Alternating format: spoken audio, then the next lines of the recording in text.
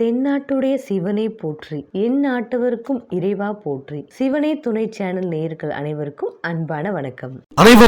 அன்பான வணக்கம். இந்த நிகழ்ச்சியில் நாம் இந்த 2024ஆம் ஆண்டின் மார்ச் மாத ராசி பலன்களை பார்க்கலாம். நிகழும் ஸ்ரீ மங்களகரமான சோபகிருது வருடம் மாசி மாதம் 18ஆம் தேதி 1/3/2024 வெள்ளிக்கிழமை, தேய்பிறை சஷ்டி, சுவாதி நட்சத்திரம், சுபமுகூர்த்தம் கூடிய நன்னாளில் இந்த 2024ஆம் ஆண்டின் 3வது மாதமான மார்ச் மாதம் பிறக்கின்றது. மாத தொடக்கத்தில் கிரகங்களின் சஞ்சாரத்தை பார்த்தால், மேஷத்தில் குரு பகவான், கன்னியா ராசியில் கேது, மகர ராசியில் சுக்கிரன் செவ்வாய், கும்பராசியில் சூரியன் சனி புதன், மீன ராசியில் ராகு என இந்த மார்ச் மாத தொடக்கத்தில் கிரகங்கள் சஞ்சரிக்கின்றன. இந்த 2024ஆம் ஆண்டின் 3வது மாதமாக வருவது இந்த மார்ச் மாதம். இந்த மாதம் வசந்த காலத்தின் வருகையைப் போலவே மிகவும் அழகாகவும் வண்ணமயமாகவும் இருக்கின்றது.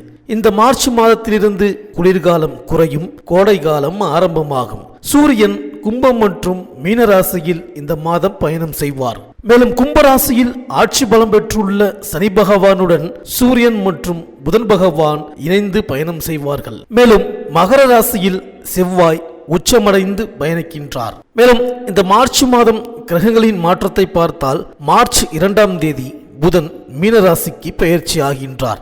மார்ச் 8ஆம் தேதி சுக்கிரன் கும்பராசிக்கு பெயர்ச்சி ஆகின்றார். மார்ச் 14ஆம் தேதி செவ்வாய் கும்பராசிக்கு பெயர்ச்சி ஆகின்றார். இந்த கிரகங்களின் சஞ்சாரம் மற்றும் மாற்றத்தினால் உங்கள் ராசிக்கு இந்த மார்ச் மாதம் என்னென்ன பலன்கள் கிடைக்கப் போகின்றது, நீங்கள் செய்ய வேண்டிய பரிகாரங்கள் என்ன என்று இந்த வீடியோவில் பார்க்கலாம்.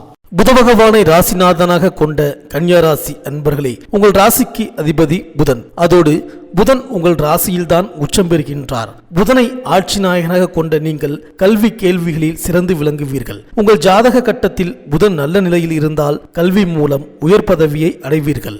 அதோடு செவ்வாயும் சிறந்த நிலையில் இருந்தால் அவர்கள் மருத்துவ படிப்பில் சிறப்பாக இருப்பார்கள். சிலர் அறுவை சிகிச்சை நிபுணராகவும் விளங்குவார்கள். ஜாதகத்தில் குருவும் சாதகமான இடத்தில் இருந்திருந்தால் ஆசிரியர் தொழிலில் சிறந்து விளங்குவீர்கள். பொதுவாக கன்னிராசியினர் மென்மையான போக்கை கொண்டவர்கள். சாத்வீக குணம் பெரும்பாலோருக்கு இருக்கும். அப்படிப்பட்ட உங்களுக்கு இந்த 2024ஆம் ஆண்டின் மார்ச் மாத கிரக நிலைகளை ஆராய்ந்து பார்க்கும் பொழுது, சனி பகவான் உங்கள் ராசிக்கு 6ஆம் இடமான கும்பராசியில் இருக்கின்றார். 6ஆம் இடம் உங்களுக்கு மிக சிறப்பானது. இங்கே பல்வேறு உன்னத பலனை தர இருக்கின்றார். உங்கள் முயற்சியில் வெற்றி கிடைக்கும். இதனால் தொழிலில் பல சாதனைகளை படைப்பீர்கள்.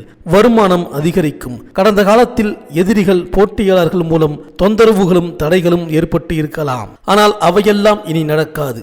பகைகளின் சதி எடுபடாமல் போகும். அதோடு அவர்கள் உங்களிடம் வந்து சரணடையும் நிலையும் ஏற்படலாம். குடும்ப நிலைமையும் மேம்படும். சனி பகவானோடு அவரது பார்வைகளாலும் நன்மை கிடைக்கும். அதாவது அவரது 10ஆம் இடத்து பார்வை சிறப்பானதாக அமைந்துள்ளது. அந்த பார்வை உங்கள் ராசிக்கு 3ஆம் இடமான விருச்சிகத்தில் விழுகின்றது. அதன் மூலம் காரிய அனுகூலத்தையும் பொருளாதார வளத்தையும் பெறுவீர்கள். தொழிலும் சிறப்பாக இருக்கும். பொதுவாக சனி பகவானால் உங்களுக்கு நன்மையே அதிகம் நடக்க வாய்ப்பு உண்டு. கோச்சார பலனை கணிக்கும் பொழுது மற்ற முக்கிய கிரகங்களான குரு, ராகு, கேது ஆகியவற்றையும் கணக்கில் கொள்ள வேண்டும். இப்பொழுது குரு பகவான் 8ஆம் இடத்தில் இருக்கின்றார். இது அவ்வளவு சிறப்பல்ல.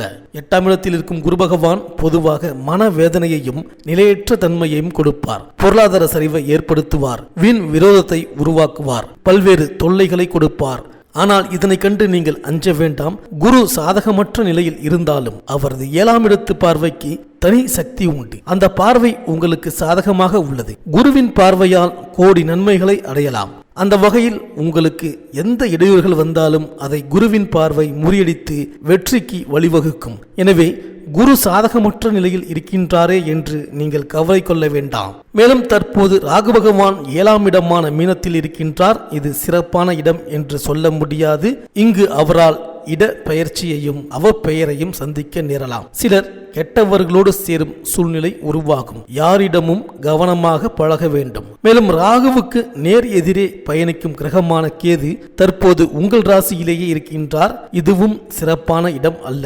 அவர் காரிய தடையையும் உடல் உபாதையையும் தரலாம். மேலும் மாத தொடக்கத்தில் உங்கள் ராசிக்கு 6ஆம் இடத்தில் சூரியனும் சனியும் இணைந்திருக்கின்றார்கள். இரண்டும் ஒன்றுக்கு ஒன்று பகை கிரகமாக இருந்தாலும் 12க்கு அதிபதி சூரியனும் 6க்கு அதிபதி சனியும் இணைவதால் விபரீத ராஜயோக அடிப்படையில் சில நல்ல காரியங்களும் இல்லத்தில் நடைபெறும். மனக்குழப்பத்தை மாற்றிக் கொள்ளுங்கள், நேர்மறை சிந்தனைகளை வளர்த்துக் கொள்ளுங்கள், சூரியன் சனி வழிபாட்டை மேற்கொள்ளுங்கள். சுப விரயங்களை அமைத்துக் கொள்வதன் மூலம் வீண் விரயங்களில் இருந்து விடுபட இயலும். தொழில் வளர்ச்சி திருப்தி தரும். புதியவர்களின் நட்பால் பொருளாதார நிலை உயரும். மேலும் மாத தொடக்கத்திலேயே மகர ராசியில் சுக்கிரன் சஞ்சரிக்கின்றார். உங்கள் ராசிக்கு 2, 9 ஆகிய இடங்களுக்கு அதிபதியானவர் சுக்கிரன். அவர் பூர்வ புண்ணிய ஸ்தானத்தில் சஞ்சரிக்கும் இந்த நேரம் அற்புதமான நேரம். பூர்வீக சொத்து பிரச்சனைகள் அகலும். புதிய திட்டங்களை தீட்டி வெற்றி காண்பீர்கள். பிள்ளைகளின் திருமண முயற்சி கைகூடும். கொடுக்கல் வாங்கல் சீராகவும் சிறப்பாகவும் இருக்கும். வருமானம் உயரும். மேலும் மார்ச் 2ஆம் தேதி மீனராசிக்கு செல்லும் புதன் அங்கு நீச்சம் பெறுகின்றார். உங்கள் ராசிநாதன் வலுவிழக்கும் இந்த நேரத்தில்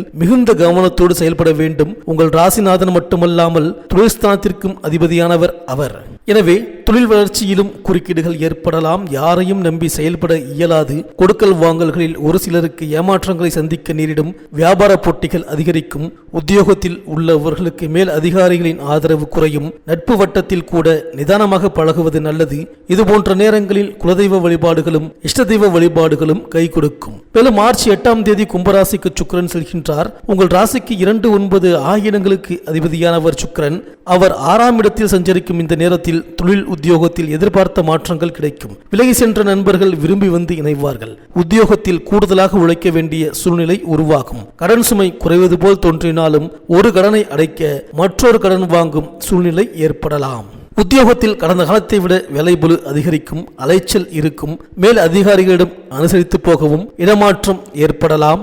வியாபாரத்தில் லாபம் அதிகரிக்கும். பழைய கடன்கள் அடைபடும். புதிய வியாபாரம் வளர்ச்சி அடையும். கூட்டாளிகளிடையே ஒற்றுமை ஏற்படும். செலவுகள் கட்டுப்படுத்தப்படும். திடீர் பணவரவுக்கு வாய்ப்பு உண்டு. வாடிக்கையாளர்கள் மத்தியில் நல்ல பெயர் கிடைக்கும். கலைஞர்களுக்கு புதிய ஒப்பந்தங்கள் முயற்சியின் பேரில் கிடைக்கும். எதிர்பார்த்த மதிப்பு பாராட்டு போன்றவை கிடைக்காமல் போகலாம். அரசியல்வாதிகள் சமூக நல சேவகர்கள் பிரதிபலனை எதிர்பாராமல் உழைக்க வேண்டியது இருக்கும். மாணவர்கள் முயற்சி எடுத்தால்தான் முன்னேற்றம் காண்பீர்கள். சிலர் தகாத சேர்க்கையால் படிப்பில் கவனம் செலுத்த முடியாமல் போகலாம். எனவே அந்த பெற்றோர்கள் தங்கள் பிள்ளைகளின் நடவடிக்கைகளில் சற்று கவனம் செலுத்த வேண்டும். ஆனாலும் குருவின் பார்வை பலத்தால் அவை அனைத்தையும் முறியடிக்கும் வல்லமை உங்களுக்கு கிடைக்கும். விவசாயத்தில் அதிகமாக உழைக்க வேண்டியதற்கும் உழைப்பே உங்கள் முதலீடு. அனாவசிய செலவை குறையுங்கள். யாரையும் நம்பி காசு கொடுத்து விட வேண்டாம். எந்த வேலையும் உங்கள் நேரடி மேற்பார்வையில் நடப்பது நல்லது. மானாவாரி பயிரில் நல்ல மகசூல் கிடைக்கும். வழக்கு விவகாரங்கள் சாதகமாக இருக்கும். தீர்ப்புகள் சாதகமாக அமையும். பெண்களுக்கு அபார ஆற்றல் பிறக்கும். உங்களால் குடும்பத்தாருக்கு நல்ல பெயர் கிடைக்கும். வேலைக்கு செல்லும் பெண்களுக்கு வேலையில் நிம்மதியும் திருப்தியும் கிடைக்கும். உடல் நலம் மனக்குழப்பம் நீங்கும். மனதில் ஏனோ இனம் புரியாத வேதனை விலகும். இந்த கன்னியாராசி அன்பர்கள் இந்த மார்ச் மாதம் ராகுவுக்கு அர்ச்சனை செய்து வாருங்கள். ராகு காலத்தில் பைரவருக்கு பூஜை செய்யலாம். நாக தேவதையை வணங்கி வாருங்கள். ராகுவுக்கு நீல நிற வஸ்திரத்தை சாத்தி அர்ச்சனை செய்யுங்கள். ஏழைகளுக்கு உளுந்து தானம் செய்யுங்கள்.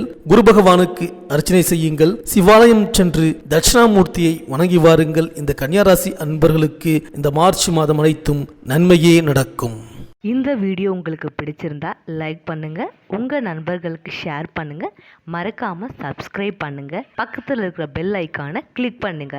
மீண்டும் அடுத்த வீடியோவில் சந்திப்போம். நன்றி, வணக்கம்.